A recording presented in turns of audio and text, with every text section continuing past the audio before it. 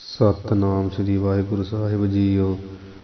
ਦੋਹਰਾ ਬਿਨਾ ਬਿਆਸ ਵਿਦਿਆ ਨਹੀਂ, ਵਿਦਿਆ ਬਿਨ ਤਹ ਨਾਹੀਂ। ਬਿਨਾ ਦਰਬ ਨਹਿ ਮਿੱਤਰ ਕੋ, ਮਿੱਤਰ ਬਿਨਾ ਗਲ ਭਲ ਕਾਹੀ। ਬਿਨਾ ਬਿਆਸ ਵਿਦਿਆ ਨਹੀਂ। ਵਾਹਿਗੁਰੂ ਜੀ ਕਾ ਖਾਲਸਾ, ਵਾਹਿਗੁਰੂ ਜੀ ਕੀ ਫਤਿਹ। 114ਵਾਂ ਅਧਿਆਇ ਪੜ੍ਹ ਰਹੇ ਹਾਂ, ਜਿਹਦੇ ਵਿੱਚ ਸਰਬੋਤਮ ਸਿੱਖਿਆ ਵਿਚਾਰ ਪੰਡਿਤ ਹਰਦਿਆਲ ਜੀ ਨੇ ਬਖਸ਼ੇ ਹੈ। ਪਿਛਲਾ ਦੋਹਰਾ ਪੜ੍ਹ ਚੁੱਕੇ ਸਾਂ ਕਿ ਪਸ਼ੂ ਜਿਹੜੇ ਭਾਵ ਜਾਨਵਰ ਘਰ ਵਿੱਚ ਮਾਲ ਡੰਗਰ ਆ, ਇਹ ਧਨ ਨੂੰ ਕੋਈ ਧਨ ਨਹੀਂ ਮੰਨਿਆ, ਕਿਉਂਕਿ ਇਹ ਜਿੰਨਾ ਚਿਰ ਤੰਦਰੁਸਤ ਹੈਗੇ ਉਹਨਾਂ ਚਿਰ ਹੀ ਇਹ ਕੁਝ ਦੇ ਸਕਦੇ ਆ, ਅਤੇ ਪਤਾ ਨਹੀਂ ਵੀ ਕਦੋਂ ਜਦੋਂ ਇਹ ਧੋਖਾ ਦੇ ਜਾਣ, ਕਿਉਂਕਿ ਰਾਤ ਮਾਨੋ ਇਹਦਾ ਕੋਈ ਰੇਡ ਰੂਟ ਲੱਗਾ ਹੈ ਚੰਗਾ, ਅਤੇ ਦਿਨ ਚੜ੍ਹਦੇ ਨੂੰ ਜੇ ਇਹ ਚੜ੍ਹਾਈ ਕਰ ਗਿਆ ਉਹ ਜਾਨਵਰ ਅਤੇ ਕੁਝ ਨਹੀਂ ਮਿਲਣਾ। ਇਸ ਕਰਕੇ ਉਹਨੂੰ ਜਾਨਵਰਾਂ ਨੂੰ ਘਰ ਵਿੱਚ ਮਾਲ ਡੰਗਰ ਨੂੰ ਬਹੁਤਾ ਕੋਈ ਧਨ ਨਹੀਂ ਮੰਨਿਆ, ਭਾਵੇਂ ਧਨ ਨੂੰ ਧਨ ਨਹੀਂ ਮੰਨਿਆ ਹੈ। ਅਤੇ ਸੋਨੇ ਨੂੰ ਅੱਧਾ ਧਨ ਤਾਂ ਮੰਨਿਆ ਹੈ, ਕਿਉਂਕਿ ਸੋਨਾ ਜਿਹੜਾ ਵਾ ਉਹ ਸਮਾਂ ਪਾ ਕੇ ਘੱਟਦਾ ਵੱਧਦਾ ਰਹਿੰਦਾ, ਇਸ ਕਰਕੇ ਉਹ ਆਪਣਾ ਅੱਧਾ ਕੁ ਮੁੱਲ ਦੇ ਭਾਅ ਹੀ ਜਿਹੜਾ ਜਾਂਦਾ ਹੈ। ਭਾਵ ਸੋਨਾ ਤਾਂ ਮੁੱਲ ਜ਼ਰੂਰ ਪਾਉਂਦਾ, ਅੱਧਾ ਕੁ ਪਾਉਂਦਾ, ਇਸ ਕਰਕੇ ਘਟਣ ਵੱਧਣੇ ਕਰਕੇ ਇਸ ਨੂੰ ਅੱਧਾ ਧਨ ਮੰਨਿਆ ਵੀ ਇਹ ਮੁੱਲ ਜ਼ਰੂਰ ਪਾਉਂਦਾ, ਇਸ ਕਰਕੇ ਅੱਧਾ ਧਨ ਹੈ। ਅਤੇ ਅਨਾਜ ਨੂੰ ਸਾਰਾ ਧਨ ਤਾਂ ਮੰਨਿਆ ਕਿਉਂਕਿ ਅਨਾਜ ਕੋਲ ਹੈ, ਬਣਾ ਕੇ ਪੇਟ ਪੂਜਾ ਪੂਰੀ ਕਰ ਲਾਂਗੇ ਅਤੇ ਰੱਜ ਪੁੱਜ ਜਾਵਾਂਗੇ, ਇਸ ਕਰਕੇ ਪੂਰਾ ਧਨ ਹੀ ਹੈ। ਪਰ ਕਹਿੰਦੇ ਮਿੱਤਰ ਸੁਭਾਅ ਅਤੇ ਜਿਹੜੀ ਵਿੱਦਿਆ ਚੰਗੀ ਪੜ੍ਹੀ ਬ੍ਰਹਮ ਵਿੱਦਿਆ ਜਾਂ ਕੋਈ ਵਿੱਦਿਆ ਹੁਨਰ ਕਲਾ, ਇਹ ਅਤਿਸ਼ੈ ਕਰਕੇ ਧਨ ਦਾ ਖਜ਼ਾਨਾ ਹੀ ਹੈ। ਜਿਹਦੇ ਕੋਲ ਇਹ ਹੈ ਮਾਨੋ ਕੋ ਧਨ ਦਾ ਖਜ਼ਾਨਾ ਸਦਾ ਹੀ ਸੁਭਾਏਮਾਨ ਰਹਿੰਦਾ। ਇਹਦੇ ਨਾ ਦੇ ਘਾਟੇ ਵਾਲਾ ਹੀ ਆ, ਅਤੇ ਨਾ ਹੀ ਇਹ ਜਿਹੜਾ ਵਾ ਵੀ ਇਹ ਪੂਰਾ ਧਨ ਭਾਵ ਪੂਰੇ ਦਾ ਪੂਰਾ ਧਨ ਆ। ਇਹ ਤਿੰਨ ਗੁਣ ਜਿਹਦੇ ਕੋਲ ਆ ਮਾਨੋ ਉਹ ਤਾਂ ਮਨੁੱਖ ਧਨ ਦਾ ਖਜ਼ਾਨਾ ਹੀ ਹੈ, ਉਹਨੂੰ ਕਦੀ ਪਰੇਸ਼ਾਨੀ ਨਹੀਂ ਆ ਸਕਦੀ। ਅਗਲਾ ਦੋਹਰਾ ਚੱਲ ਰਹੇ ਆ, ਬਿਨਾ ਅਭਿਆਸ ਵਿਦਿਆ ਨਹੀਂ। ਬਿਨ ਅਤੇ ਕੰਨਾਂ ਵਿੱਚ ਨਿਕਲ ਜਾਣਾ ਐੜਾ ਬਣ ਜਾਣਾ ਬਿਨ ਅਭਿਆਸ। ਅਤੇ ਅਭਿਆਸ ਕੀ ਹੁੰਦਾ? ਅਧਿਐਨ ਕਰਨਾ, ਕਿਸੇ ਚੀਜ਼ ਨੂੰ ਪੁਨः ਪੁਨः ਵਿਚਾਰਨਾ, ਮੁੜ ਮੁੜ ਚੇਤੇ ਕਰਨਾ, ਪੜ੍ਹਨਾ। ਅਭਿਆਸ ਇਹ ਹੁੰਦਾ ਜਿਵੇਂ ਕੋਈ ਸਾਨੂੰ ਮੰਤਰ ਦੇ ਦਿੰਦਾ, ਆਪਾਂ ਨੂੰ ਕਹਿੰਦਾ ਨਾ ਵੀ ਇਹਦਾ ਅਭਿਆਸ ਕਰੋ, ਭਾਵੇਂ ਤਾਂ ਮੰਤਰ ਨੂੰ ਵਾਰ ਵਾਰ ਉਚਾਰਨ ਕਰੋ, ਵਾਰ ਵਾਰ ਉਚਾਰਨ ਕੀਤਿਆਂ ਸਿੱਧੀ ਹੋ ਜਾਏਗੀ ਮੰਤਰ ਦੀ, ਫਿਰ ਪੂਰਾ ਨਿਧਿਆਸਨ ਹੋ ਜਾਊਗਾ। ਜਿਹੜਾ ਕਿਹੜਾ ਮੁੜ ਮੁੜ ਕਿਸੇ ਮੰਤਰ ਦਾ ਜਾਪ ਕਰਨਾ ਜਾਂ ਮੁੜ ਮੁੜ ਕਿਸੇ ਚੀਜ਼ ਨੂੰ ਜਿਹੜਾ ਵਿਚਾਰਨਾ ਘੋਖਣਾ ਹੈ, ਇਹ ਅਭਿਆਸ ਹੁੰਦਾ। ਅਤੇ ਹੁਣ ਇੱਥੇ ਆ ਵੀ ਬਿਨ ਅਭਿਆਸ ਵਿਦਿਆ ਨਹੀਂ। ਅਤੇ ਵਿਦਿਆ ਕੀ ਕਰੀ ਦੀ? ਪੜ੍ਹੀ ਦੀ, ਭਾਵ ਅਭਿਆਸ ਕੀਤੇ ਤੋਂ ਬਿਨਾਂ ਜਿਹੜੀ ਵਿਦਿਆ ਹੈ ਉਹ ਰਹਿ ਨਹੀਂ ਜਾਂਦੀ, ਭੁੱਲ ਜਾਂਦੀ। ਭਾਵ ਵਾਰ ਵਾਰ ਜੇ ਨਾ ਪੜ੍ਹੀਏ, ਕੋਈ ਜਿਵੇਂ ਸਾਨੂੰ ਕਿਸੇ ਵਿਦਿਆ ਗੁਰੂ ਨੇ ਗੁਣ ਦਿੱਤਾ ਕਿ ਉਹਨੂੰ ਨਾਮ ਵਾਰ ਵਾਰ ਪੜ੍ਹੀਏ, ਵਾਰ ਵਾਰ ਪੜ੍ਹਨ ਤੋਂ ਬਿਨਾਂ ਪੜ੍ਹਾਈ ਭੁੱਲ ਜਾਂਦੀ। ਅਤੇ ਵਿਦਿਆ ਬਿਨ ਧਨ ਨਾਹੀਂ। ਅਤੇ ਹੁਣ ਵਿਦਿਆ ਪੜ੍ਹਾਈ, ਜੇਕਰ ਵੇਖੋ ਬੋਲਣ ਵਾਲਾ ਅਤੇ ਉਹ ਬੋਲਣ ਵਾਲੇ ਦਾ ਕੋਈ ਅਭਿਆਸ ਹੀ ਨਾ ਹੋਵੇ, ਅਭਿਆਸ ਹੀ ਨਾ ਕਰੇ, ਅਤੇ ਉਸ ਨੂੰ ਸਭ ਕੁਝ ਭੁੱਲ ਜਾਂਦਾ, ਫਿਰ ਪੈਸਾ ਕਿੱਥੋਂ ਆਉਣਾ? ਵਿਦਿਆ ਖਤਮ ਹੋ ਗਈ। ਵਿਦਿਆ ਬਿਨ ਧਨ ਨਾਹੀਂ, ਧਨ ਵੀ ਨਹੀਂ ਰਹਿੰਦਾ। ਬਿਨਾਂ ਦਰਬ ਨਹਿ ਮਿੱਤਰ ਕੋ। ਅਤੇ ਜਦੋਂ ਮਿੱਤਰ ਹੀ ਕੋਈ, ਜਦੋਂ ਧਨ ਹੀ ਨਾ ਰਹਿ ਗਿਆ ਅਤੇ ਦਰਬ ਗਈ ਧਨ, ਧਨ ਤੋਂ ਬਿਨਾਂ, ਪੈਸੇ ਤੋਂ ਬਿਨਾਂ ਮਿੱਤਰ ਕੋ, ਮਿੱਤਰ ਵੀ ਕੋਈ ਨਹੀਂ ਰਹਿੰਦਾ ਹੈ, ਸਭ ਭੱਜ ਭੁੱਜ ਜਾਂਦੇ। ਮਿੱਤਰ ਬਿਨਾਂ ਬਲ ਕਾਹੇ। ਅਤੇ ਮਿੱਤਰਾਂ ਤੋਂ ਬਿਨਾਂ ਦੱਸੋ ਬਲ ਵੀ ਕਾਹੇ ਕਹੀਏ ਕਾਹਦਾ ਹੈ, ਜਾਂ ਕਾਹੇ ਕਹੀਏ ਕਿੱਥੋਂ ਹੈ। कथों होना। कामन लोड़े सोए ना रूपा, मित्र लोड़े सोखा दाता। गुरबाणी च आउंदा जेकर सज्जन मित्र नहीं तो ताकत नहीं कादी, ताकत भी कादी, ताकत रहिंदी कोई नहीं। बिना बिना अभ्यास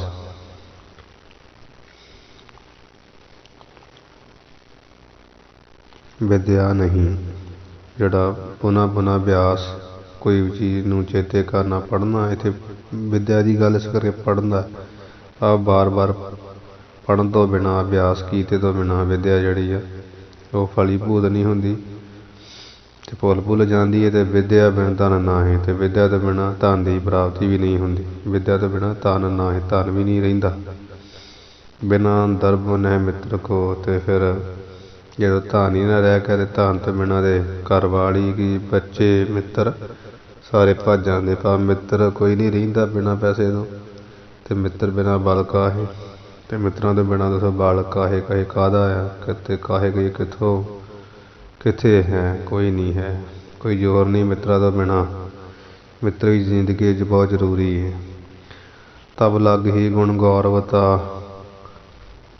कहते हैं इस मनुख के गुण अते गौरवता कही वडियाई, तब तद लग गई तक ही ਹਨ। तब लग ही तदों तक ही वे ਹਨ, तब तो तक ही है। जब लग कहे न देह, जब लग जदों तक ये किसे नूं ये नहीं कहे कहिए कहंदा कि मैनू कुछ देह कहिए देना कर। भाव जदों तक ये किसी अगे हाथ अड्ड के मंगदा नहीं, तदों तक ही ਜਿਹੜੇ ਗੁਣ ਆ ਤੇ ਗੌਰਵਤਾ ਕਹੀਏ ਵਡਿਆਈ ਆ।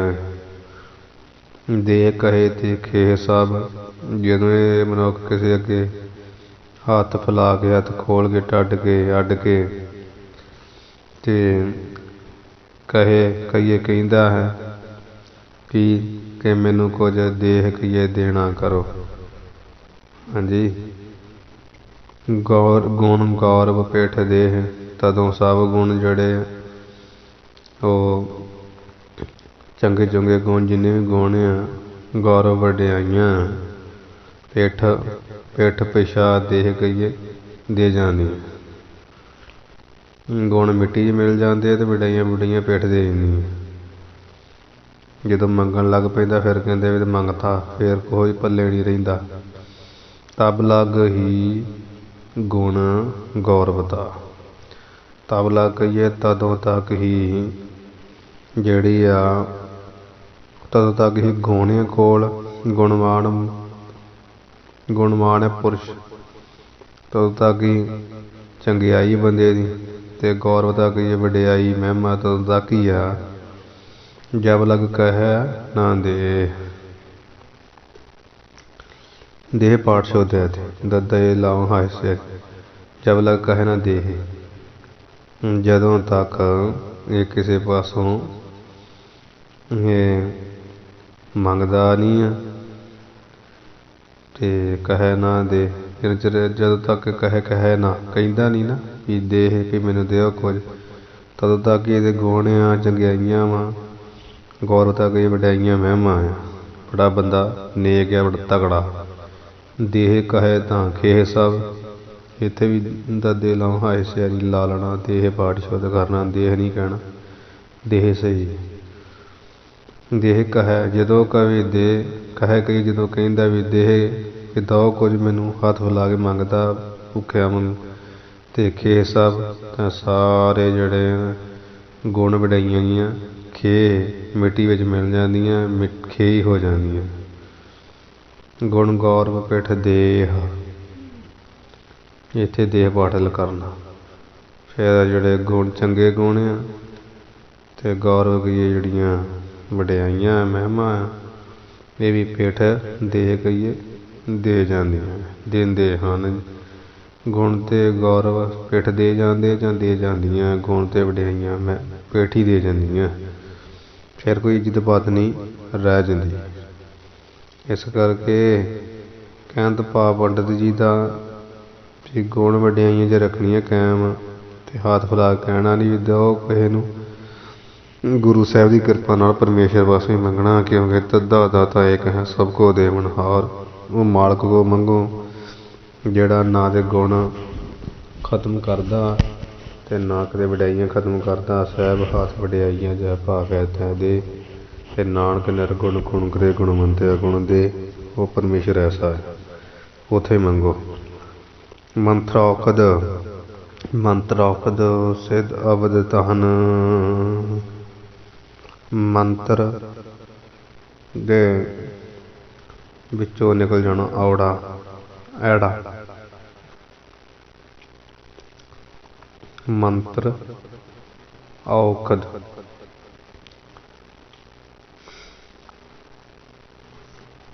ਮੰਤਰ ਔਖਦ ਰਾਰੇ ਵਿੱਚੋਂ ਜਾਂ ਨਿਕਲ ਗਿਆ, ਕਿਉਂਕਿ ਮੁਕਤ ਅੱਖਰ ਵਿੱਚ ਐੜਾ ਨਿਕਲਣਾ। ਮੰਤਰ ਔਖਦ ਅਤੇ ਐੜੇ ਨੂੰ ਕਨੌੜਾ ਲਾ ਕੇ ਬਣ ਗਿਆ ਔਖਦ। ਮੰਤਰ ਭਾਵ ਜਾਪ, ਕਿਸੇ ਸ਼ਬਦ ਦਾ ਮੰਤਰ, ਕਿਸੇ ਦੇਵੀ ਦੇਵਤੇ ਦਾ ਮੰਤਰ ਦਾ ਜਾਪ ਕਰਨਾ, ਅਤੇ ਔਖਦ ਨਾਮ ਦਵਾਈ ਦਾ।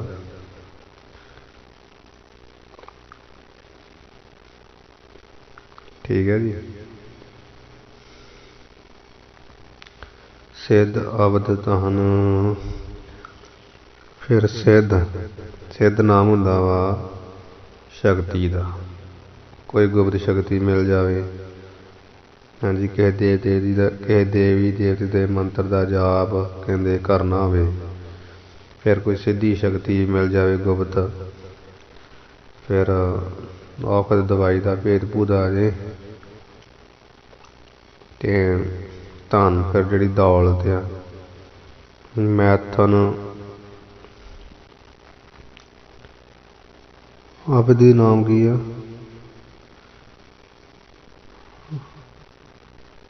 ਆਪਦੇ ਨਾਮ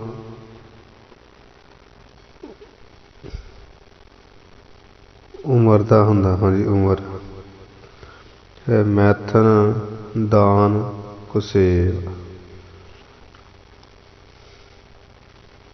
ਮੈਥਨ ਨਾਮ ਵਿਸ਼ੇ ਭੋਗਾਂ ਦਾ, ਕਾਮ ਦਾ ਹੀ ਹੁੰਦਾ ਵਿਸ਼ੇ ਭੋਗ ਲਾਓ, ਅਤੇ ਦਾਨ ਦੇਣਾ, ਅਤੇ ਕੁਸੇਵ ਖੋਟੀ ਸੇਵਾ ਹੋ ਜਾਣੀ। ਕੋ ਨਾਮ ਖੋਟੀ ਦਾ, ਸੇਵ ਨਾਮ ਸੇਵਾ ਦਾ, ਖੋਟੀ ਸੇਵਾ ਹੋ ਜਾਣੀ। ਆ ਕੋਈ ਖੋਟੀ ਸੇਵਾ ਆ ਗਈ, ਕੋਈ ਮਾੜਾ ਕੰਮ ਹੋ ਜਾਣਾ। ਹਾਂਜੀ। ਦੁਰਭੋਜਨ ਇਨ ਨਮਨ ਕੋ। ਫਿਰ ਦੁਰਭੋਜਨ ਪ੍ਰਸ਼ਾਦਾ, ਜਿਹੜੀ ਪ੍ਰਸ਼ਾਦਾ ਰੋਟੀ ਖਾਣੀ ਖੋਟਾ। ਦੁਰਭੋਜਨ ਭਾਵ ਖੋਟਾ ਭੋਜਨ। ਭੋਜਨ ਖੋਟਾ ਕੀ ਆ? ਭੋਜਨ ਤੇ ਉਂਝ ਸਾਰੇ ਚੰਗਾ ਹੀ ਹੁੰਦਾ, ਜਿਹੜਾ ਨਹੀਂ ਯੋਗ ਤੇ ਉਹਨੂੰ ਛਕਣਾ ਖੋਟਾ ਭੋਜਨ। ਇਨ ਨਮਨ ਕੋ ਕਹੀਏ ਵੀ ਇਹਨਾਂ ਨੌਵਾਂ ਨੂੰ, ਠੀਕ ਨਹੀਂ? ਨੌ ਕਿੱਦਾਂ ਹੋ ਗਏ? ਮੰਤਰ ਔਖਦ 2, ਸਿੱਧੀ 3, ਅਵਧੀ ਉਮਰ 4, ਧਨ 5, ਮੈਥਨ 6, ਦਾਨ 7, ਕੁਸੇਵ 8, ਦੁਰਭੋਜਨ 9। ਠੀਕ ਹੈ ਜੀ। ਇਹਨਾਂ ਨੌਵਾਂ ਨੂੰ ਹੀ ਸੁੱਧੀ ਨਾ ਪ੍ਰਗਟ ਕਰੇਵ। ਸੁੱਧੀ ਨਾਮ ਖਬਰ ਦਾ ਹੁੰਦਾ, ਅਤੇ ਕਹਿੰਦੇ ਵੀ ਇਹ ਨੌਵਾਂ ਜਿਹੜੀ ਚੀਜ਼ਾਂ ਵਾ, ਇਹ ਸਾਪੜ ਦੇ ਵਿੱਚ ਹੋਣ ਦਾ ਠੀਕ ਹੈ। ਇਹਨਾਂ ਦੀ ਕਿਸੇ ਦੂਜੇ ਨੂੰ ਜਿਹੜੀ ਸੁੱਧੀ ਖਬਰ ਆ, ਉਹ ਨਾ ਕਿ ਨਹੀਂ ਦੇਣੀ ਚਾਹੀਦੀ। ਪ੍ਰਗਟ ਕਰੇਵ, ਅਤੇ ਨਾ ਹੀ ਪ੍ਰਗਟ ਕਰੇਵ ਕੀ ਕਰੇ ਮਨੁੱਖ।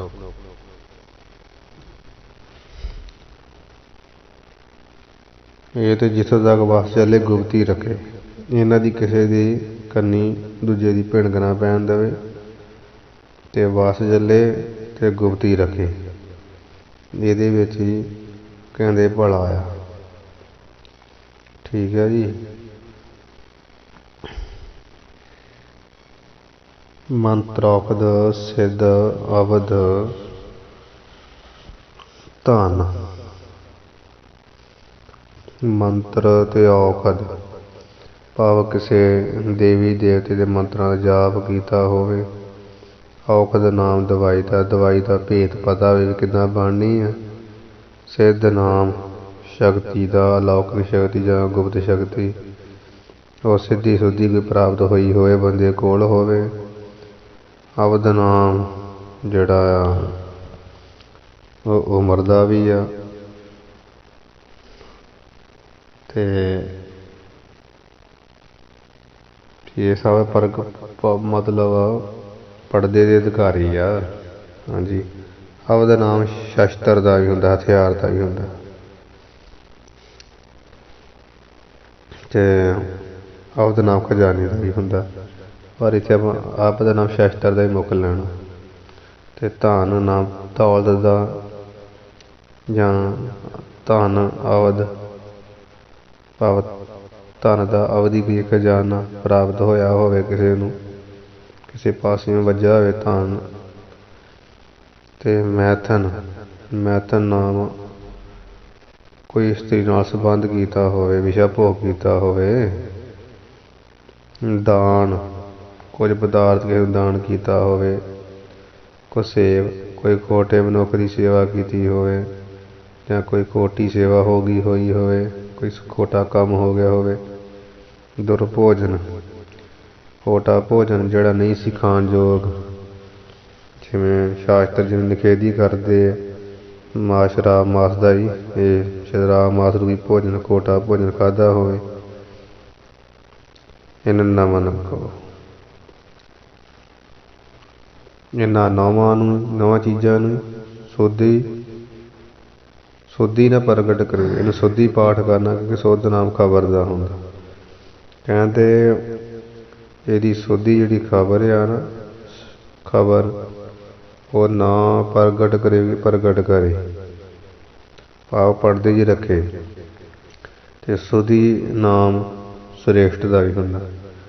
ਭਾਵੇਂ ਸੋਧੀ ਪੁਰਸ਼ ਸ੍ਰੇਸ਼ਟ ਉਜਲ ਬੁੱਧੀਮਾਨ ਉਹ ਮਨੁੱਖ ਲੋਕਾਂ ਵਿੱਚ ਨਾ ਪ੍ਰਗਟ ਕਰੇ, ਉਹ ਪ੍ਰਗਟ ਨਾ ਕਰੇ ਇਹਨਾਂ ਨੌਵਾਂ ਚੀਜ਼ਾਂ ਨੂੰ। ਕਿਹੜੀ ਮੰਤਰ ਔਖਦ ਦੋ, ਇਹ ਦੋ ਇਕੱਠੇ ਹੀ ਆ। ਸਿੱਧੀ 3, ਅਵਧ ਉਮਰ 4, ਤੇ ਧਨ 5, ਮੈਥਨ 6, ਦਾਨ 7, ਸੇਵਾ 8 ਤੇ ਦੁਰਭੋਜਨ 8।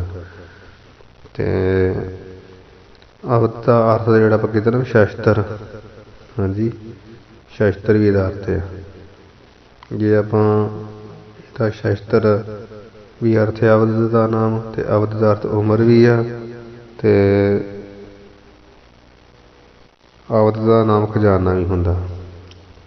ਹਾਂਜੀ, ਮੁੱਖ ਅਰਥ ਰੱਖਣਾ ਵਾ ਅਵਧ ਦਾ ਉਮਰ ਤੇ ਜਾਂ ਸ਼ਸਤਰ ਵਿਦਿਆ ਕੋਈ ਆ ਗਈ ਹੋਵੇ, ਸਿੱਖਿਆ ਹੋਵੇ। ਤੇ ਉਹਦੇ ਅਰਥ ਵਾਸਤੇ ਦੱਸਿਆ ਵੀ ਜੇ ਅਵਧੀ ਭਾਵ ਧਨ ਦਾ ਖਜ਼ਾਨਾ, ਫਿਰ ਇੱਕ ਲਫ਼ਜ਼ ਹੋ ਜਾਂਦਾ ਹੈ। ਤੇ ਕਈ ਵਿਦਵਾਨਾਂ ਨੇ ਇਹਦਾ ਜਿਹੜੀ ਤੋਕ ਹੈ ਦੁਰਭੋਜਨ ਇਨ ਅਸ਼ਟਕੋ 8 ਪਾਠ ਕੀਤਾ ਵਾ। ਆਪਾਂ ਹੁਣੇ ਕੀਤਾ ਨਾ ਵੀ ਇਹ ਦੁਰਭੋਜਨ ਇਨ ਨੌਵਾਂ ਕੋ, ਦੁਰਭੋਜਨ ਸਮੇਤ ਭਾਵੇਂ ਇਹਨਾਂ ਨੌਵਾਂ ਨੂੰ ਜਿਵੇਂ ਗਣਾਏ ਉੱਪਰ ਹੋਣੇ। ਤੇ ਜੇ ਆਪਾਂ ਕਰਾਂਗੇ ਅਵਧ ਧਨ ਇਕੱਠਾ ਹੀ ਵੀ ਧਨ ਦਾ ਅਵਧੀ ਨਾਮ, ਧਨ ਦੀ ਅਵਧੀ, ਧਨ ਦਾ ਖਜ਼ਾਨਾ, ਫਿਰ 8 ਹੋ ਜਾਣਗੇ। ਫਿਰ ਪਾਠ ਹੋਊਗਾ ਦੁਰਭੋਜਨ ਇਨ ਅਸ਼ਟਕੋ। ਇਸ ਤਰ੍ਹਾਂ ਜਿਹੜਾ ਕਰ ਲੈਣਾ। ਜੇ ਅਵਧੀ ਧਨ ਇਕੱਠਾ ਕਰ ਦਿੱਤਾ ਫਿਰ 8 ਹੋਣਗੇ, 8 ਚੀਜ਼ਾਂ ਹੋਣਗੀਆਂ। ਜੇ ਅਵਧੀ ਦਾ ਅਰਥ ਵੱਖਰਾ ਵੀ ਸ਼ਸਤਰ ਜਾਂ ਉਮਰ, ਸ਼ਸਤਰ ਵਿਦਿਆ ਸਿੱਖ ਲੈਣੀ ਕੋਈ, ਜਾਂ ਅਵਧ ਨਾਮ ਉਮਰ ਦਾ ਤੇ ਧਨ ਵੱਖਰਾ ਕਰਾਂਗੇ, ਫਿਰ ਆਪੇ ਇਹ 9 ਹੋ ਜਾਣਗੇ ਦੁਰਭੋਜਨ ਦੇ ਸਮੇਤ। ਉੱਪਰਲੇ 8 ਆਉਣਗੇ ਤੇ ਨਵੀਂ ਚੀਜ਼ ਜਿਹੜੀ ਦੁਰਭੋਜਨ ਹੋ ਜਾਊਗਾ। ਸੋ ਇਹ ਦੋਰੇ ਵਿੱਚ ਜਿਹੜਾ ਉਪਰੋਕਤ ਦੋਹਰਾ ਆਇਆ, ਇਹਦੇ ਵਿੱਚ 9 ਗੱਲਾਂ ਜਿਹੜੀਆਂ ਰਾਜਨੀਤੀ ਅਨੁਸਾਰ ਛੁਪਾ ਕੇ ਰੱਖਣੀਆਂ ਚਾਹੀਦੀਆਂ। ਮੰਤਰ ਵੀ ਗੁਪਤ ਜਪਿਆ ਜਾਵੇ ਤਾਂ ਉਸਦਾ ਫਲ ਮਿਲਦਾ, ਪਰ ਸਤਿਗੁਰੂ ਆਪਣੇ ਤੇ ਕਹਿੰਦੇ ਪ੍ਰਗਟ ਹੀ ਜਪੋ। ਰਾਧਾ ਸੁਆਮੀ ਕਹਿੰਦੇ ਦੱਸੋ ਨਾ ਕਿਸੇ ਨੂੰ, ਉਹ ਗੁਪਤ ਰੱਖਦੇ। ਸੁਰਾ ਵਿਚਾਰ। ਦਵਾਈ ਵੀ ਮਰੀਜ਼ ਦੇ ਰੋਗ ਨੂੰ ਤਦੋਂ ਦੂਰ ਕਰ ਦਿੰਦੀ ਆ ਜਦੋਂ ਮਰੀਜ਼ ਨੂੰ ਉਸ ਦਵਾਈ ਦਾ ਕੋਈ ਭੇਦ ਪਤਾ ਨਹੀਂ ਹੁੰਦਾ। ਦਵਾਈ ਜਿਹੜੀ ਆ, ਦਵਾਈ ਵੀ ਮਰੀਜ਼ ਦੇ ਰੋਗ ਨੂੰ ਤਦੋਂ ਦੂਰ ਕਰ ਦਿੰਦੀ ਆ ਜਦੋਂ ਮਰੀਜ਼ ਨੂੰ ਉਸ ਦਵਾਈ ਦਾ ਕੋਈ ਭੇਦ ਨਹੀਂ ਪਤਾ ਹੁੰਦਾ। ਹਾਂਜੀ, ਅਤੇ ਉਹ ਠੀਕ ਹੋ ਜਾਂਦਾ ਅਣਜਾਣ ਹੋਣੇ ਕਰਕੇ। ਜਦੋਂ ਪਤਾ ਹੋਵੇ ਵੀ ਆਹ ਤਾਂ ਉਹੀ ਦਵਾਈ ਹੈ ਜਿਹੜੀ ਮੈਨੂੰ ਫੜਾਈ ਜਾਂਦੇ, ਅਤੇ ਫਿਰ ਉਹ ਠੀਕ ਨਹੀਂ ਹੁੰਦਾ। ਫਿਰ ਸਿੱਧੀ ਗੁਪਤ ਸ਼ਕਤੀ, ਇਹ ਸ਼ਕਤੀ ਵੀ ਗੁਪਤ ਹੀ ਰੱਖਣੀ ਚਾਹੀਦੀ ਹੈ। ਜਦੋਂ ਇਸ ਦਾ ਲੋਕਾਂ ਨੂੰ ਪਤਾ ਚੱਲਦਾ ਤਾਂ ਫਿਰ ਕਈ ਵਾਰੀ ਜਾਨ ਵੀ ਚਲੀ ਜਾਂਦੀ। ਹਾਂਜੀ, ਜਿਵੇਂ ਜਗਨ ਰਿਹੀ ਦੀ ਗੁਪਤ ਸ਼ਕਤੀ ਸੀ। ਕਾਮਧੇਨ ਗਊ ਦਸ ਹੰਸਰ ਬਾਹੂ ਨੇ ਵੇਖੋ ਪਤਾ ਲੱਗਣ ਤੋਂ ਉਸਨੇ ਰਿਖੀ ਨੂੰ ਜਾਨੋਂ ਹੀ ਮਾਰ ਦਿੱਤਾ ਸੀ। ਕਿੰਨੇ ਰੌਲੇ ਪਏ ਸਨ। ਅਤੇ ਫਿਰ ਜਿਹੜੀ ਅਵਧ ਆ, ਉਮਰ ਆ, ਇਹ ਵੀ ਪਰਦੇ ਦੀ ਅਧਿਕਾਰੀ ਹੈ। ਪਰਦੇ ਵਿੱਚ ਰਵੇ ਤਾਂ ਬੜਾ ਫਾਇਦਾ ਹੈ। ਜਦੋਂ ਪ੍ਰਗਟ ਕਰ ਕਿਸੇ ਵੇਲੇ ਹੁੰਦਾ ਨਾ ਵੀ ਉਹ ਬੰਦਾ, ਉਹਦੀ ਉਮਰ ਤਾਂ ਜਿਹੜੀ ਆ ਛੋਟੀ ਹੁੰਦੀ ਆ, ਪਰ ਉਹ ਲੱਗਦਾ ਬਹੁਤ ਵੱਡੀ ਉਮਰ ਦਾ। ਕਈ ਵੱਡੀ ਉਮਰ ਦੇ ਹੁੰਦੇ ਆ, ਛੋਟੀ ਉਮਰ ਦੇ ਲੱਗਦੇ। ਪਰ ਜਦੋਂ ਭੇਦ ਖੋਲ੍ਹਦੇ ਉਮਰ ਦਾ ਫਿਰ ਲੋਕ ਹੈਰਾਨ ਹੋ ਜਾਂਦੇ। ਅਤੇ ਫਿਰ ਅਵਧ ਨਾਮ ਸ਼ਸਤਰ ਦਾ ਵੀ ਹੈ ਵੀ ਸ਼ਸਤਰ ਕੋਈ ਬੁੱਕਲ ਵਿੱਚ ਹੀ ਹੋਣਾ ਚਾਹੀਦਾ, ਪ੍ਰਗਟ ਕਰੇ। ਅਤੇ ਫਿਰ ਲੋਕ ਰੌਲਾ ਪਾ ਦੇ ਫੜਾਫੜੂ ਦਿੰਦੇ ਵੀ ਇਹ ਐਸਾ ਹੈ, ਰੌਲਾ ਰੱਪਾ ਪਾਉਣ ਵਾਲਾ ਬੰਦਾ ਹੀ। ਧਨ ਵੀ ਗੁਪਤ ਰਹੇ ਤਾਂ ਠੀਕ ਹੈ। ਜੇਕਰ ਲੋਕਾਂ ਨੂੰ ਪਤਾ ਲੱਗ ਜਾਵੇ ਤਾਂ ਫਿਰ ਚੋਰੀ ਹੋਣ ਦਾ ਵੀ ਡਰ ਰਹਿੰਦਾ, ਜਾਂ ਲੁੱਟਣ ਦਾ ਡਰ ਰਹਿੰਦਾ। ਕੋਈ ਨਾ ਕੋਈ ਆ ਹੀ ਜਾਂਦਾ ਵਿੱਚ ਘਪਲਾ ਮਾਰਨ ਵਾਲਾ, ਠੱਗ ਠੁੱਗਣ ਵਾਲੇ। ਬੇਸ਼ੱਕ ਭੋਗ ਕੋਈ ਗ੍ਰਹਿਸਥੀ, ਭਾਵ ਗ੍ਰਹਿਸਥੀ ਪੜ੍ਹਦੇ ਅਤੇ ਪੜ੍ਹਦੇ ਵਿੱਚ ਠੀਕ ਹੁੰਦਾ। ਗ੍ਰਹਿਸਥੀ ਪੜ੍ਹਦੇ ਵਿੱਚ ਠੀਕ ਰਹਿੰਦੇ ਆ, ਕਦੇ ਉਹ ਵਿਸ਼ੇ ਭੋਗ ਹੀ ਹੁੰਦਾ ਗ੍ਰਹਿਸਥੀ। ਅਤੇ ਉਹ ਜੇ ਆਪਣਾ ਰੌਲਾ ਪਾਈ ਜਾਵੇ ਇੱਦਾਂ ਉੱਦਾਂ, ਤਾਂ ਫਿਰ ਉਹ ਬਦਨਾਮੀ ਲੋਕ ਕਰਦੇ ਬਾਅਦ ਵਿੱਚ। ਜਾਂ ਵਿਸ਼ਾ ਭੋਗ ਲਿਆ ਕੋਈ, ਹਾਂਜੀ, ਇਸਤਰੀ ਗਮਨ ਕਰ ਲਿਆ, ਉਹ ਵੀ ਪੜ੍ਹਦੇ ਵਿੱਚ ਹੀ ਠੀਕ ਹੈ। ਰੌਲਾ ਪਾਉਣ 'ਤੇ ਫਿਰ ਆਪਣੀ ਲਾਈ ਬੰਦੇ ਦੀ ਹੁੰਦੀ ਹੈ। ਦਾਨ ਵੀ ਗੁਪਤ ਹੀ ਕਰਨਾ ਚਾਹੀਦਾ। ਜਦੋਂ ਲੋਕਾਂ ਦੇ ਸਾਹਮਣੇ ਦਾਨ ਪੁੰਨ ਕਰਦੇ ਹਾਂ ਤਾਂ ਉਹ ਕਿਤੇ ਨਾ ਕਿਤੇ ਆਪਣੀ ਵਡਿਆਈ ਹੰਗਤਾ ਦਾ ਕਾਰਨ ਬਣ ਜਾਂਦਾ।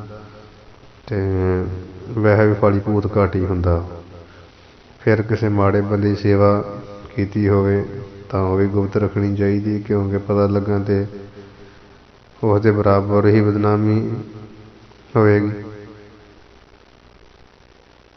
ਕਿ ਮਾੜਾ ਬੰਦੇ ਦੀ ਸੇਵਾ ਕੋਈ ਕਰ ਲਈ ਆ, ਪਤਾ ਨਹੀਂ ਲੱਗਾ ਅਸੀਂ ਕਰ ਲਈ, ਅਤੇ ਫਿਰ ਲੋਕਾਂ ਨੇ ਵੀ ਕਹਿਣਾ ਵੀ ਇਹ ਤਾਂ ਉੱਥੇ ਤੇ ਤੁਰਿਆ ਫਿਰਦਾ, ਉਹਦੇ ਨਾਲ ਇਹਦਾ ਮੇਲ ਜੋਲ ਹੈ। ਫਿਰ ਭੋਜਨ ਵੀ ਜਿਹੜੇ ਪਰਦੇ ਦੇ ਵਿੱਚ ਹੀ ਬੈਠ ਕੇ ਖਾਣਾ ਚਾਹੀਦਾ। ਜਿਹੜਾ ਮਾਸ, ਸ਼ਰਾਬ ਆਦਿ ਨਿਖਿਤ ਪਦਾਰਥ ਖਾਂਦਾ ਹੈ, ਰਾਜਨੀਤੀ ਰੀਤੀ ਅਨੁਸਾਰ ਉਸਨੂੰ ਵੀ ਆਪਣਾ ਖਾਣਾ ਗੁਪਤ ਹੀ ਰੱਖਣਾ ਚਾਹੀਦਾ।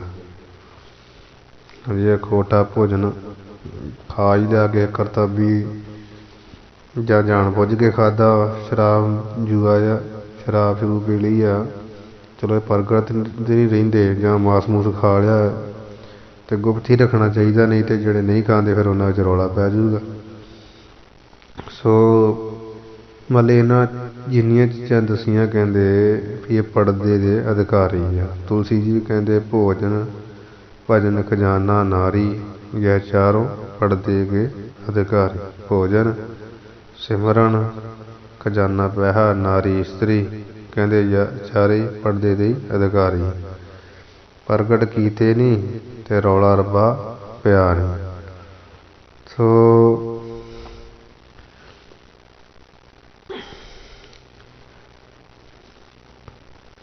ਤੁਹਾਨੂੰ ਸਿੱਖਿਆ ਬਹੁਤ ਲੰਮੇਰੀ ਦਿੰਦੇ ਆ,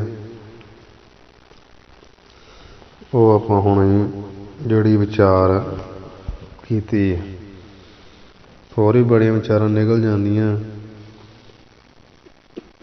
ਸੋ ਜਿੰਨਾ ਕੁ ਦੋਹਰਾ ਲਿਖਿਆ ਉਹਦੇ ਮੁਤਾਬਕ ਇੰਨਾ ਹੀ ਆ ਵੀ 9 ਜਿਹੜੀਆਂ ਚੀਜ਼ਾਂ ਵਾ, ਇਹ ਜਿਹੜਾ ਸੋਧੀ ਗਈ ਸ੍ਰੇਸ਼ਟ ਬੁੱਧੀ ਵਾਲਾ ਪੁਰਸ਼ ਆ, ਕਦੀ ਨਹੀਂ ਪ੍ਰਗਟ ਕਰਦਾ, ਆਪਣੇ ਕੋਲ ਪੜਦੇ ਵਿੱਚ ਰੱਖਦਾ।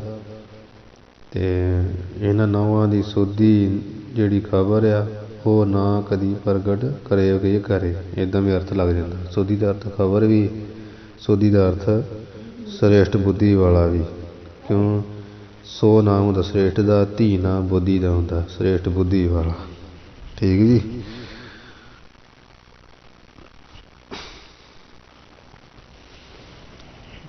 ਦੋਹਰਾ ਅਰਥ ਨਾਸ ਮਨ ਤਾਪ ਹੋਇਆ।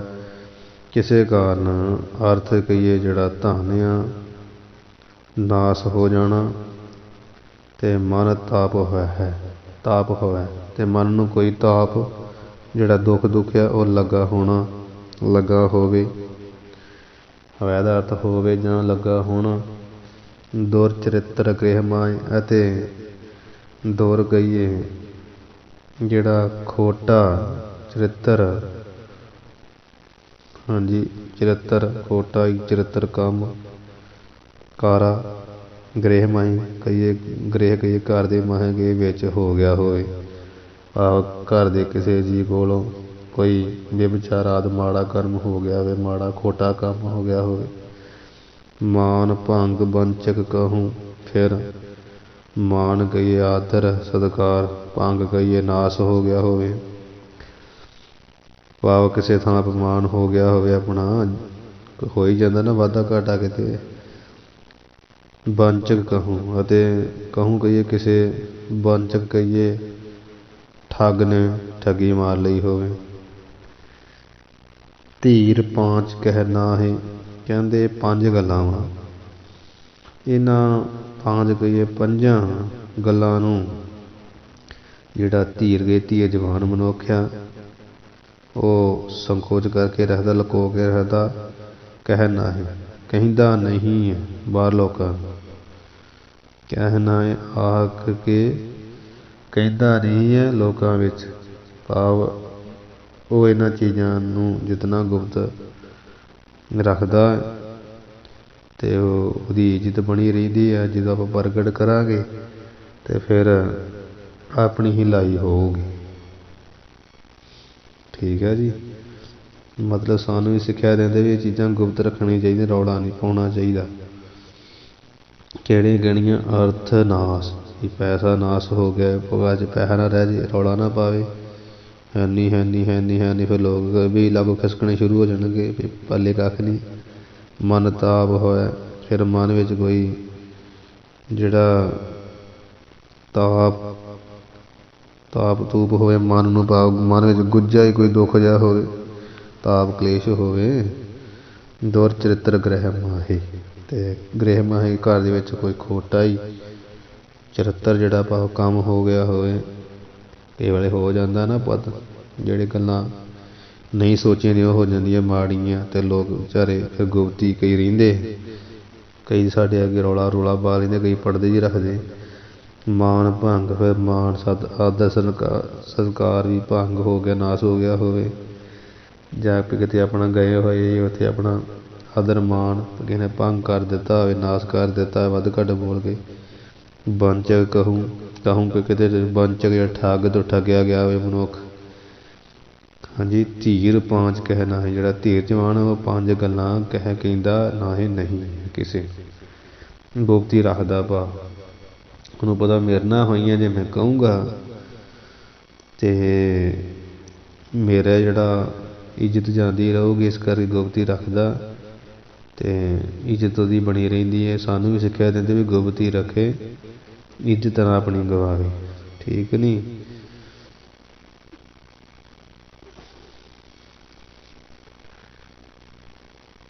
ਆਪਣੀ ਇੱਜ਼ਤ ਗਵਾਉਣ ਚੰਗਾ ਆਪਣਾ ਪਰਦਾ ਹੀ ਰੱਖਣਾ ਯੋਗ ਹੈ। ਇਹ ਕਹਿਣ ਦਾ ਪੰਡਤ ਜੀ ਦਾ ਜਿਹੜਾ ਸਿਧਾਂਤ ਹੈ, ਮਤਲਬ ਹੈ।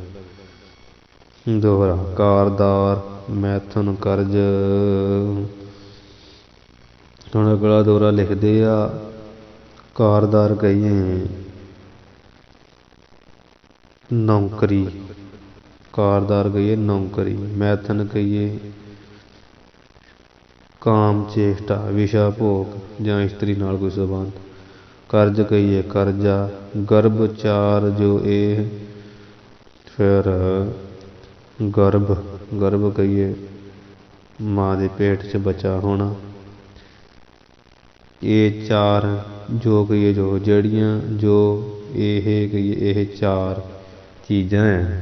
हाँ जी, नौकरी, विषा भोग, इस्त्री नाल संबंध, कर्ज करजा ते गर्भ होया होना, पेट विच बच्चा होना माता दे, प्रथमे सुख प्राप्त करें। कहते इन्हां चीज़ां विच जीव प्रथमे कहिए ਪਹਿਲਾਂ ਦੇ बहुत ਜਿਹੜਾ सुख प्राप्त करे, प्राप्त करता है ते बहुत प्राप्त करते भी हैं। पाछे बहुत दुख देह, पर पाछे कहिए पिछों बाद विच ये उपरोक्त चारे चीज़ां बहुत दुख कहिए, दुख कलेश देह कहिए देंदियां हैं, देना करदियां। हाँ जी, समझ आ गई ना।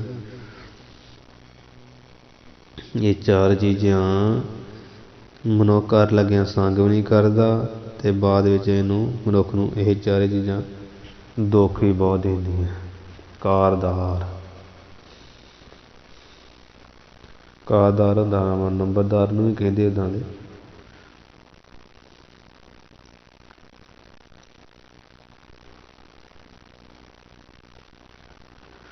कारदार नौकरी, क्योंकि जिन्ना चਿਰ नौकरी जी रहिंदी है ना, मनुख बड़ियां बड़का मारदा ना करदे समय। कारदार नौकरी ਜਦੋਂ ਆਪਾਂ कोई सर्विस करते हैं किते कंपनी च किते भी फौज च सर्विस ही हुंदी ना, काम कुम कारदार तो इन्ना ही लैना नौकरी ते मैथन विषे भोग जां इस्त्री भोग, करजा लैना, करजा जिहड़ा गर्भचार चो फिर गर्भ पेट में जिहड़ा बच्चा जो होंदा माता दे, जो कहिए जो ये चार चीज़ां चार गल्लां प्रथमे सुख प्राप्त कर। मनुख इन्हां नूं पा के ना प्रथमे पहिलां तो बहुत सुख प्राप्त करदा, शुरू विच बड़ा सुख महसूस करदा ते उहनूं हुंदा है। पाछे बहुत दुख दे, पर पिछों बहुत दुख देह दियां ये चारे चीज़ां। किवें भी नौकरी करन वाला आराम प्रस्त हो जाता है। पहला तो सर्विस विच बड़ा सुख हुंदा है, खुली माया हुंदी। नौकरी छड्डण तो बाद फिर काम नहीं हुंदा ते दुखी हुंदा है ते लोकां दे तप्पड़ रोले आ असीं वेखे ही है। किन्नी सरदारी हुंदी, बाद विच बुरा हाल होया हुंदा। हाँ जी, नौकरी वेले सुख सी पहला पिछों कितना दुख देण दियां भी हुण काम कुम नहीं कोई रह गया, घर दे नहीं पुछदे, फिर दुखी हुंदा। मैथ काम चेष्टा इस्त्री नाल विषे भोग, पहला वेखो मनुख कितना सुख मानता करदियां, बाद विच शरीर कमजोरी हो जाती है ते वो काम चेष्टा करदे ते कहंदा मेरे वर्गा कौन है, ते बाद विच महाराज ਉਹ ਰੋਂਦਾ। ਮਹਾਰਾਜ ਕਹਿੰਦੇ ਨਿਮਖ ਕਾਮ ਸਵਾਦ ਕਾਰਨ ਕੋਟ ਦਿਵਸ ਦੁੱਖ ਪਾਵੈ। ਕਾਮ ਚੇਸ਼ਟਾ ਵੇਲੇ ਤੇ ਹੰਕਾਰਿਆ ਹੁੰਦਾ, ਬਾਅਦ ਚ ਰੋਂਦਾ। ਕਰਜ਼ ਕਹੀਏ ਕਰਜ਼ਾ ਲੈਣ ਵਕਤ ਆਦਮੀ ਦਲੇਰ ਬਣ ਜਾਂਦਾ ਤੇ ਵੀ ਵਿਆਜੀ ਚੁੱਕਣ ਨੂੰ ਤਿਆਰ ਹੋ ਜਾਂਦਾ। ਮਗਰੋਂ ਪੈਸਾ ਦਿੱਤਾ ਨਾ ਜਦੋਂ ਜਾਵੇ, ਲੈਣ ਵਾਲਾ ਬਾਰ ਚੱਕਰ ਕੱਟਦਾ ਭਾਈ ਪੈਸੇ ਦਿਓ ਤੇ ਉਦੋਂ ਇੱਜ਼ਤ ਖਰਾਬ ਹੁੰਦੀ, ਫਿਰ ਦੁਖੀ ਹੁੰਦਾ ਮਨੁੱਖ ਪਿੱਛੋਂ। ਉਦੋਂ ਕਹਿੰਦਾ ਵਿਆਜ ਜਿੰਨਾ ਲਾਉਣਾ ਲਾ ਲਾ, ਕੋਈ ਗੱਲ ਹੀ ਨਹੀਂ ਮੋੜਦੇ। ਤੇ ਗਰਭ ਇਸਤਰੀ ਬੜੇ ਚਾਈ ਜਾਈ ਆਪਣੇ ਪਤੀ ਦੇ ਨੇੜੇ ਜਾਂਦੀ, ਪਤੀ ਨਾਲ ਸੰਬੰਧ ਕਰਕੇ ਪੇਟ ਵਿੱਚ ਜਿਹੜਾ ਕੁਦਰਤੀ ਜਿਹੜਾ ਬਾਲਕ ਧਾਰਨ ਕਰਦੀ ਹੈ ਤੇ ਖੁਸ਼ੀ ਹੁੰਦੀ ਹੈ। ਪਰ ਜਦੋਂ ਬੱਚੇ ਦੇ ਪੈਦਾ ਹੋਣ ਸਮੇਂ ਪ੍ਰਸੂਤਾ ਜਨਮ ਪੀੜਾ ਹੁੰਦੀਆਂ, ਫਿਰ ਰੋਂਦੀ ਹੈ ਕਿ ਮੈਂ ਕੀ ਕੀਤਾ, ਮੈਂ ਮੁੜ ਨਹੀਂ ਕਰਾਂਗੀ। ਬੁਰਾ ਹਾਲ ਹੁੰਦਾ, ਉਦੋਂ ਚੀਕ ਚਿਹਾੜਾ ਪੈਂਦਾ। ਪਰ ਇਹ ਸਭ ਕਹਿੰਦੇ ਫਜ਼ੂਲ ਗੱਲਾਂ ਹੁੰਦੀਆਂ। ਕੁਝ ਸਮੇਂ ਬਾਅਦ ਫਿਰ ਉਹੀ ਹਾਲ ਮਨੁੱਖ ਦਾ ਹੁੰਦਾ, ਕਿਉਂਕਿ ਮਨੁੱਖ ਹਟਦਾ ਨਹੀਂ ਹੈ। ਹਸਤੀ ਧਾਰੇ ਗਰਭ ਕੋ ਤਜਤ ਰੁਦੰਤੀ ਸੋਏ।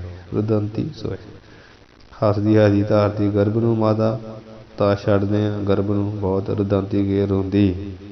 ਸੋਏ ਕਹੀਏ ਉਹ ਸੂਪਕਾਰ ਕਾਵ ਵੈਦ ਨਰੇਪ।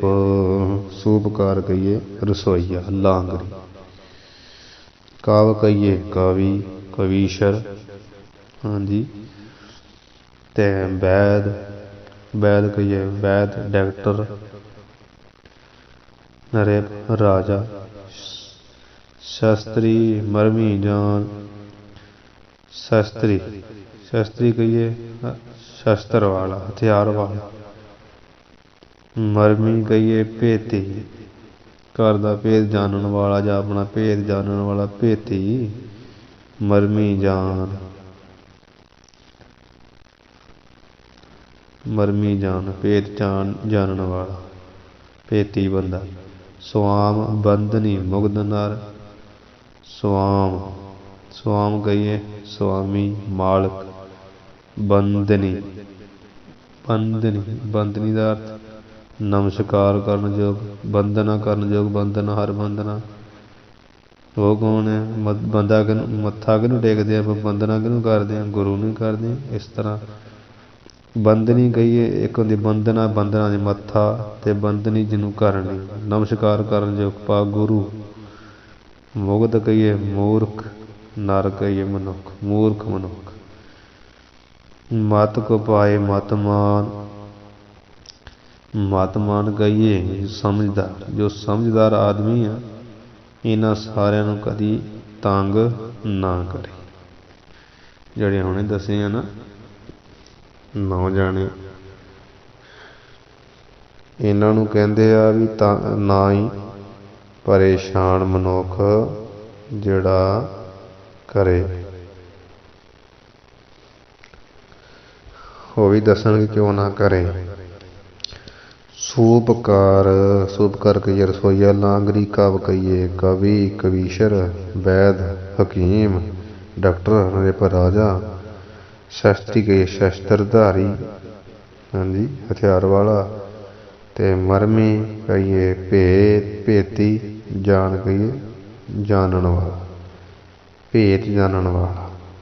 किन्ने हो गए? 1 2 3 4 5 6 जाने है ना। पहली तुक च मरमी जान एको ही गिनना। स्वाम, स्वाम कहिए मालक पा स्वामी, ते बंदनी कहिए वंदना योग, नमस्कार करन योग पा बजुर्ग आदि गुरु। गुरु भी बहुत महानता सच्चे पातशाह दी। हाँ जी। फिर बजुर्गों ने भी कपाउना माड़ा, वध वा कोई निकल जू तो फिर स्यापा बह जू, स्यापा बह जूगा। ਤਾਂ ਕਰਕੇ ਬੰਦਨੀ ਬੰਦਨਾ ਕਰਨ ਯੋਗ ਸਭ ਤੋਂ ਵੱਡੇ ਗੁਰੂ ਆ। ਫਿਰ ਦੁਨਿਆਵੀ ਤੌਰ ਤੇ ਬਜ਼ੁਰਗ ਆਦਿ। ਮੁਗਧ ਕਹੀਏ ਨਰ, ਮੁਗਧ ਨਰ ਭਾਵ ਮੂਰਖ ਮਨੁੱਖ। 9 ਹੋ ਗਏ ਨਾ। ਮਤ ਕਪਾਏ ਮਤ ਮਹਾਨ, ਮਤਮਾਨ ਕਹੀਏ ਜਿਹੜਾ ਮਤ ਵਾਲਾ ਨਾ, ਬੁੱਧੀ ਵਾਲਾ ਪੁਰਖ। ਮਤਾਂ ਕਪਾਏ ਕਹੀਏ ਇਹਨਾਂ ਨੂੰ ਕਪਾਏ ਖਪਾਏ, ਕ੍ਰੋਧਵਾਨ, ਗੁੱਸਾ ਨਾ ਦਵਾਏ, ਇਹਨਾਂ ਨੂੰ ਤੰਗ ਨਾ ਕਰਨਾ ਕਰੇ। ਕਿਉਂ? ਉਹਦਾ ਸਿਧਾਂਤ ਇਹ ਆ, ਸੂਪ ਕਰ ਗਈ ਲਾਂਗਰੀ। ਲਾਂਗਰੀ ਨੂੰ ਇਸ ਕਰਕੇ ਨਹੀਂ ਤੰਗ ਕਰਨਾ ਚਾਹੀਦਾ ਕਿਉਂਕਿ ਉਹ ਕਿਤੇ ਗੁੱਸੇ ਦਾ ਮਾਰਿਆ ਭੋਜਨ ਵਿੱਚ ਕੋਈ ਯਾਰ ਜੋਰੀ ਨਾ ਮਿਲਾ ਦੇਵੇ। ਰਾਜਨੀਤੀ ਵੀ ਕਹਿੰਦੀ ਹੈ। ਤੇ ਕਾਵ ਨਾਮ ਵਿਸ਼ਰ ਦਾ, ਕਾਵ ਨਾਮ ਬੁਲਾਰੇ ਦਾ, ਕਥਾਵਾਚਕ ਦਾ ਵੀ ਲਾ ਲਓ ਪ੍ਰਚਾਰਕ ਦਾ। ਇਸ ਨਾਲ ਵੀ ਨਹੀਂ ਵਿਗਾੜਨੀ ਚਾਹੀਦੀ ਕਿਉਂਕਿ ਉਹ ਥਾਂ ਥਾਂ ਜਾ ਕੇ ਭੰਡੀ ਪ੍ਰਚਾਰ ਕਰੇਗਾ। ਇਹ ਪਿੱਛੇ ਆ ਹੀ ਗਿਆ, ਵਿਦਵਾਨ ਨਾਲ ਮੱਥਾ ਨਹੀਂ ਲਾਉਣਾ। ਹਾਂਜੀ। ਇਹ ਕਵਿਤਾ ਬਣਾ ਫਿਰ ਲਾਊ ਅਤੇ ਵੈਦ, ਵੈਦ ਨਾ ਹਕੀਮ ਦਾ, ਵੈਦ ਨਾਲ ਵੀ ਨਹੀਂ ਵਿਗਾੜਨੀ ਚਾਹੀਦੀ ਕਿਉਂਕਿ ਉਹ ਗਲਤ ਦਵਾਈ ਨਾ ਦੇ ਦੇਵੇ ਵੀ ਮਰ ਜੇ ਹੁਣੇ। ਤੇ ਨਰੇਪ ਰਾਜਾ, ਜਿਹੜਾ ਰਾਜੇ ਨੂੰ ਤੰਗ ਨਹੀਂ ਕਰਨਾ ਚਾਹੀਦਾ ਕਿਉਂਕਿ ਉਹਦੀ ਹਕੂਮਤ ਦੇ ਅਧੀਨ ਰਹਿਣਾ ਹੁੰਦਾ ਤੇ ਉਹ ਕ੍ਰੋਧਵਾਨ ਹੋ ਕੇ ਫਿਰ ਫਾਂਸੀ ਫੂੰਸੀ ਸਜ਼ਾ ਦੇ ਦੂਗਾ। ਤੇ ਸ਼ਾਸਤਰੀ ਨਾਮ, ਜਿਹੜਾ ਸ਼ਸਤਰ ਪਕੜ ਕੇ ਰੱਖਣ ਵਾਲਾ, ਉਹਦੇ ਨਾਲ ਵੀ ਨਹੀਂ ਵਿਗਾੜਨੀ ਚਾਹੀਦੀ ਕਿਉਂਕਿ ਉਹ ਗੁੱਸੇ ਵਿੱਚ ਆ ਕੇ ਸ਼ਸਤਰ ਮਾਰ ਸਕਦਾ।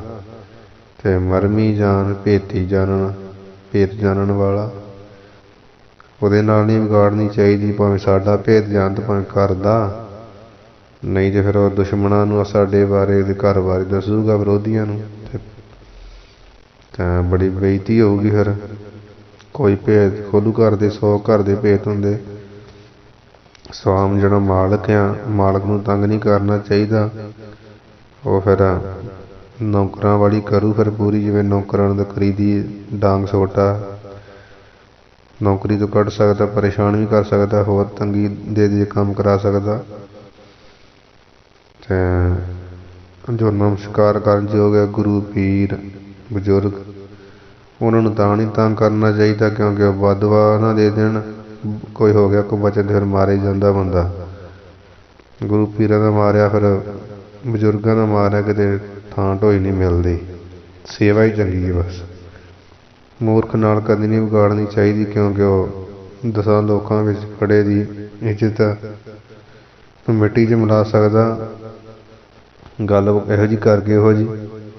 ਇਸ ਕਰਕੇ ਇਹਨਾਂ ਨੌਹਾਂ ਨੂੰ ਕਦੇ ਵੀ, ਨੌਹਾਂ ਜਾਣਿਆਂ ਨੂੰ ਕਦੇ ਵੀ ਤੰਗ ਨਾ ਕਰੋ। ਇਹਨਾਂ ਨੌਹਾਂ ਗੱਲਾਂ ਦਾ ਧਿਆਨ ਰੱਖਣਾ ਯੋਗ ਆ। ਇਹ ਪੰਡਿਤ ਹਰਦਿਆਲ ਜੀ ਜਿਹੜੇ ਆ, ਸਾਨੂੰ ਬੜੇ ਸੋਹਣੇ ਢੰਗ ਦੇ ਨਾਲ ਦੱਸ ਰਹੇ। ਠੀਕ ਹੈ ਜੀ। ਦੋਹਰਾ ਅਰਥਪਤੀ ਨਿਰਪ ਆਤਤਪੀ। ਅਰਥਪਤੀ ਕਹੀਏ ਧਨ ਦਾ ਪਤੀ, ਭਾਵ ਧਨ ਦਾ ਮਾਲਕ। ਨਿਰਪ ਕਹੀਏ ਰਾਜਾ, ਆਤ ਕਹੀਏ ਅਤਿਅੰਤ, ਤਪੀ ਤਪਸਵੀ। ਰਾਜਾ ਅਤਿਅੰਤ ਤੇਜ ਵਾਲਾ ਤਪਸਵੀ। ਵਿਦਿਆਦਕ, ਇਹ ਪਾਠ ਕਰਨਾ ਵਿਦਿਆਦਕ। ਵਿਦਿਆਦਕ 60 ਮਾਹੀ।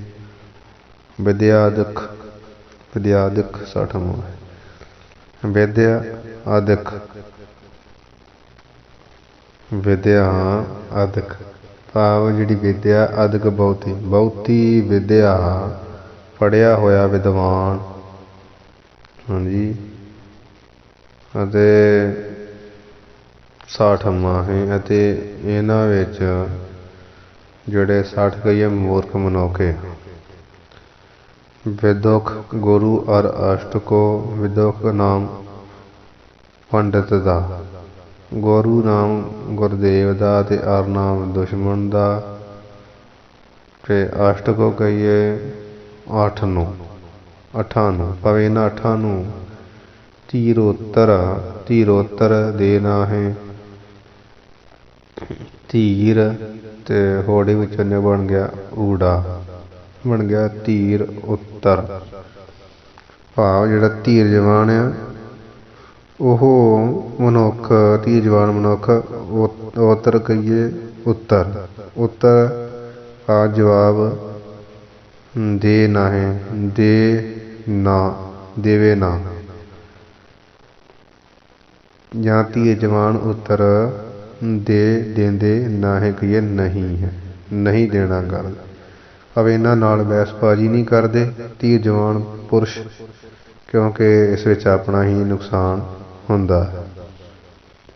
ਠੀਕ ਹੈ ਜੀ। ਅਰਥਪਤੀ ਦੌਲਤ ਵਾਲਾ, ਪੈਸੇ ਵਾਲਾ, ਸ਼ਾਹੂਕਾਰ। ਨਿਰਪ ਰਾਜਾ ਅਤੇ ਆਤਤਪੀ। ਆਤਤਪੀ ਇਹ ਤੀਜਾ ਸ਼ਬਦ ਬਣਾਉਣਾ। ਆਤਤਪੀ 1, ਨਿਰਪ 2, ਆਤਤਪੀ 3। ਆਤ ਦੀ ਤਪ ਕਹੀਏ, ਅਤ ਦਾ ਤਪੀਆ, ਤਪੱਸਿਆ ਕਰਨ ਵਾਲਾ ਤਪਸਵੀ। ਅਤੇ ਵਿਦਿਆਦਕ ਭਾਵ ਬਹੁਤ, ਆਦਿਕ ਨਾਮ ਬਹੁਤੀ, ਵਿਦਿਆ ਨਾਮ ਵਿਦਿਆ, ਬਹੁਤੀ ਵਿਦਿਆ ਪੜ੍ਹਿਆ ਹੋਇਆ ਵਿਦਵਾਨ। ਹਾਂਜੀ। ਆਪਣੇ ਤੋਂ ਜ਼ਿਆਦਾ ਪੜ੍ਹਿਆ ਹੋਇਆ। ਅਦਿਕ ਵਿਦਿਆ, ਅਦਿਕ ਆਪਣੇ ਤੋਂ ਵਿਦਿਆ ਤੋਂ ਨਹੀਂ, ਅਦਿਕ ਕਹੀਏ ਬਹੁਤਾ ਭਾਵ ਜ਼ਿਆਦਾ ਮਹਾਨ, ਆਪਣੇ ਤੋਂ ਵਿਦਿਆ ਜ਼ਿਆਦਾ ਪੜ੍ਹਿਆ। ਅਤੇ 60 ਨਾਮ ਮੂਰਖ ਦਾ। ਹਾਂਜੀ। ਮੂਰਖ ਆਦਮੀ।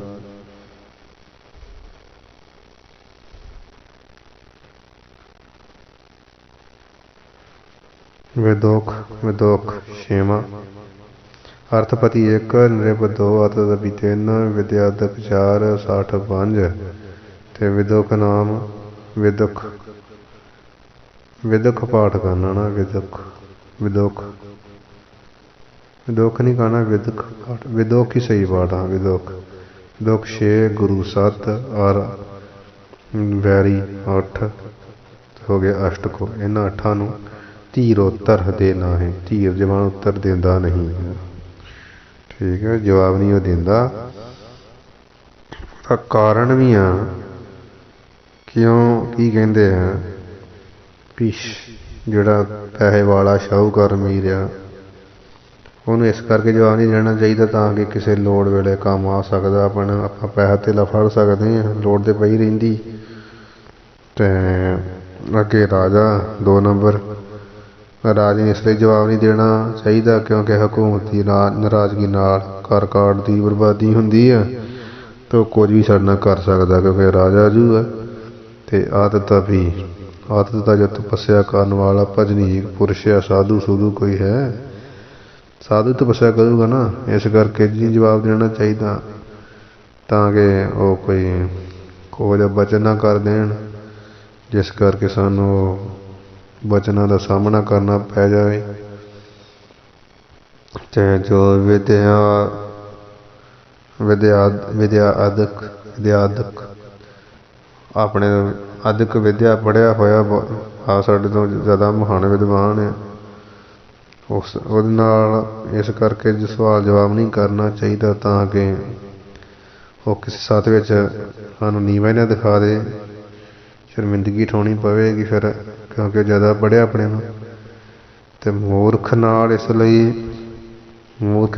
ਲਈ ਫਾਲਤੂ ਸਵਾਲ ਜਵਾਬ ਨਹੀਂ ਕਰਨੇ ਤਾਂ ਕਿ ਸਭ ਵਿੱਚ ਸਾਡੀ ਉਹ ਭੰਡੀ ਨਾ ਕਰ ਦੇਵੇ। ਨਾਲੇ ਕੁਝ ਵੀ ਬੋਲ ਸਕਦਾ, ਮੂਰਖ ਦਾ ਮੂੰਹ ਦੇ ਗਡਰੀ ਖੋਲ੍ਹਣ ਵਾਲੀ ਗੱਲ ਹੁੰਦੀ ਇੱਕ ਹਿਸਾਬ ਦੀ, ਇਹ ਤਾਂ ਕੀ ਬੋਲ ਦੇਣਾ ਨੇ। ਅਤੇ ਗੁਰੂ ਜਿਹੜੇ ਆ ਮੂਰਖ ਜਿਹੜਾ ਉਹ ਚੌ ਪੈਂਦਾ ਸਾਡੀ ਬੇਇੱਜ਼ਤੀ ਕਰ ਸਕਦਾ, ਵਿਦੋਕ ਨਾਮ ਵਿਦਵਾਨ ਦਾ, ਪੰਡਤ ਦਾ, ਅਤੇ ਉਸਦੇ ਨਾਲ ਫਾਲਤੂ ਸਵਾਲ ਜਵਾਬ ਨਹੀਂ ਕਰਨੇ ਤਾਂ ਕਿ ਸਭਾ ਵਿੱਚ ਸਾਡੀ ਭੰਡੀ ਭੁੰਡੀ ਨਾ ਕਰ ਦੇਵੇ ਕਿਉਂਕਿ ਵਿਦਵਾਨ ਹੈ, ਬਹੁਤਾ ਪੜ੍ਹਿਆ ਨਾ ਉਹ। ਅਤੇ ਗੁਰੂ ਨੂੰ ਇਸ ਕਰਕੇ ਉੱਤਰ ਨਹੀਂ ਦੇਣਾ ਚਾਹੀਦਾ ਤਾਂ ਕਿ ਗੁਰੂ ਦੀ ਨਾਰਾਜ਼ਗੀ ਨਾ ਹੋ ਜਾਏ, ਨਾਰਾਜ਼ਗੀ ਸਭ ਕੁਝ ਜਾਂਦਾ ਰਹੂਗਾ। ਅਤੇ ਦੁਸ਼ਮਣ ਨਾਲ ਇਸ ਕਰਕੇ ਨਹੀਂ ਵਿਗਾੜਨੀ ਤਾਂ ਕਿ ਉਹ ਆਪਣੀ ਕਿੜ ਕੱਢਣ ਦਾ ਬਹਾਨਾ ਨਾ ਬਣਾਵੇ, ਕਿਤੇ ਵੀ ਵਾਰ ਕਰ ਸਕਦਾ ਆਪਣੇ 'ਤੇ। ਧੀਰ ਜਵਾਨ ਜਿਹੜਾ ਵਾ ਉਹ ਸਮਾਂ ਵਿਚਾਰ ਲੈਂਦਾ ਅਤੇ ਉਹ ਉੱਤਰ ਨਹੀਂ ਦਿੰਦਾ, ਜਵਾਬ ਨਹੀਂ ਦਿੰਦਾ। ਠੀਕ ਹੈ ਜੀ। ਇਸ ਪ੍ਰਕਾਰ ਪੰਡਿਤ ਹਰਦਿਆਲ ਜੀ ਸਾਨੂੰ ਸਿੱਖਿਆ ਜਿਹੜੀ ਦੇ ਰਹੇ ਹੈ। 10 ਛੰਦ ਆਪਾਂ ਪੜ੍ਹ ਚੁੱਕੇ ਹਾਂ ਅਤੇ 4 ਛੰਦ ਦੇ ਰਹਿ ਗਏ। 14 ਛੰਦ ਇਹਦੇ ਵਿੱਚ 14ਵੇਂ ਅਧਿਆਏ 'ਚ, ਅਤੇ ਉਹਦੀ ਸਮਾਪਤੀ ਆਪਾਂ ਜਿਹੜੀ ਕੱਲ੍ਹ ਦੇ ਦੀਵਾਨਾਂ ਵਿੱਚ ਕਰ ਲਵਾਂਗੇ। ਹੁਣ ਇੱਥੇ ਜਿਹੜੀ ਸਮਾਪਤੀ ਕਰ ਦਿੰਦੇ ਹਾਂ ਜੀ ਕਿਉਂਕਿ ਅਗਲੇ ਜਿਹੜੇ 2 ਛੰਦ ਆ ਉਹ ਥੋੜ੍ਹੇ ਸਾਖੀਆਂ ਨਾਲ ਸੰਬੰਧਿਤ ਆ। ਬੜੀਆਂ ਸੋਹਣੀਆਂ ਸਾਖੀਆਂ ਬਣਾਈਆਂ ਪੰਡਿਤ ਹਰਦਿਆਲ ਜੀ ਨੇ, ਉਹਨਾਂ ਦਾ ਖੁਲਾਸਾ ਵਿਸਥਾਰ ਨਾਲ ਕੀਤਾ ਜਾਏਗਾ। ਹੁਣ ਇੱਥੇ ਸਮਾਪਤੀ ਕਰ ਦਿੰਦੇ ਹਾਂ। ਭੁੱਲਾਂ ਚੁੱਕਾਂ ਦੀ ਖਿਮਾ ਜੀ। ਅਰਥਪਤੀ ਨਰਿਪ ਆਤਤਪੀ ਵਿਦਿਆਦਿਕ 60 ਮਾਹੀ ਵਿਦੁਖ ਗੁਰੂ ਹਰ ਅਸ਼ਟ ਕੋ ਧੀਰੋਤਰ ਦੇ ਨਾਹੇ। ਵਾਹਿਗੁਰੂ ਜੀ ਕਾ ਖਾਲਸਾ, ਵਾਹਿਗੁਰੂ ਜੀ ਕੀ ਫਤਿਹ।